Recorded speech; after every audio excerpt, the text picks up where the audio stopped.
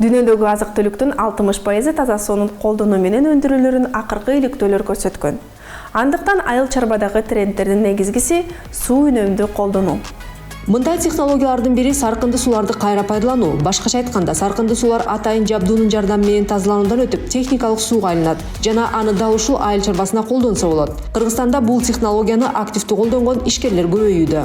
Жаңы технологиянын өзгөчө кызыктуу мисалы гидропоника. Бул өсүмдүктөрдү топуракта эмес, азык заттарга бай сууда өстүрүүгө мүмкүндүк берген практика. Бул ыкма бүгүнкү күндө колдонулуп жаткан чийки заттарга жана ыкмаларга караганда натыйжалуу жана арзаныраак боло алат.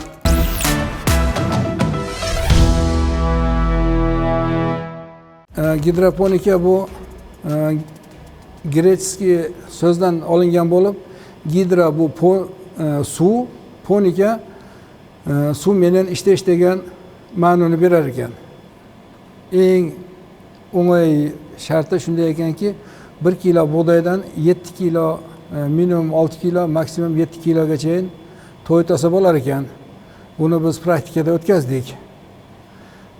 Men aytgan yerim, hozirgi mahalda eng problema bo'layotgani mol fermasini, ot, mol, qo'y boqish bo'yicha hozir to'yt masalasi problema. Gidroponika o'ndirgani boshlagan bo'lsak, mana buni qilish uchun oddiy stilaj, shu profillarla qildik. Qolaversa mana listlar tayyorladik, mana buni zakaz qildik. Bo'lgan rasxotimiz shu bo'ldi. Boshqa rasxot ham yo'q ekan.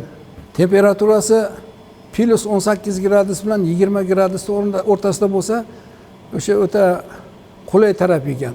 Undan pasayib ketsa ham bo'lmas ekan, ko'tarilib ketsa ham bo'lmas ekan. 18 gradusdan ko'payib ketadigan bo'lsa, unchalik yaxshi effekt bermas ekan. Birinchi etapi mana bug'doylar elanadi. Elanganda elakdan tushadi, maydaga pastlari, urug'lari, har xil yomon narsalar elakdan o'tmasga tushib ketadi. Bunga bo'lsa mana bu buraklari tushadi mana.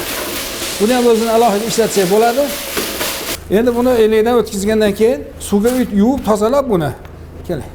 Uyutamiz endi. Mana deyamizmi? Buni mana elakdan o'tkazgandan keyin suv bilan yuvamiz buni. Yuvganimizdan keyin endi ikkinchi etapga kiramiz, ichkariga kiramiz hozir. Bir sotka yuvgandan keyin qoplarga solib buni mana suzamiz.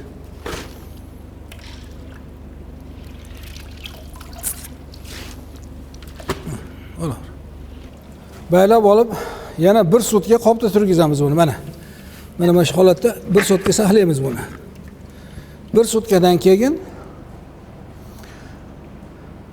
latovlarga solamiz mana. Bu keyingi ikkinchi, uchinchi sikllari mana. Mana shu yerda 1 kilo bug'doy bor mana. 1 kilo bug'doy bor. 1 kilo bug'doyimiz mana birinchi kuni bugun. Bu yerda 6 kun turadi. Mana bu bugungisi mana birinchi kuni turdi. Endi mana o'tamiz dalcha. Bu bugungi 1 kunlik. Mana bu mana 2 kunlik bo'ldi. 2 kunligimiz. Mana bu mana 2 kundan keyin uji 3-kuni unishni boshladi mana. 3 kunlik bo'ldi mana. 3 kunlik bo'ldi.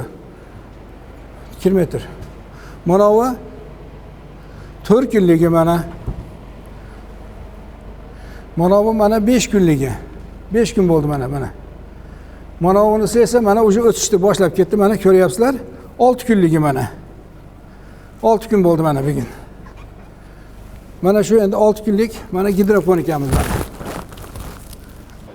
Qirg'izistonga hozir biz birinchi bo'lib bu gidroponikani o'stirgan bo'lyapmiz. Eng выгодный, foydali tarafi arzon to'yt ekan. Hozir endi, например, hozir kepakni ham hozir oladigan bo'lsak 20 so'm 50 tiyindan olyapmiz 1 kilo kepakni. Arpani 30 so'm olyapmiz. Bundan 1 kilo bug'doydan 6 kilogacha, 7 kilogacha gotovoy sirey olyapmiz. O'shuning uchun biz gidroponika bilan boqishga shunga qaror qabul qildik.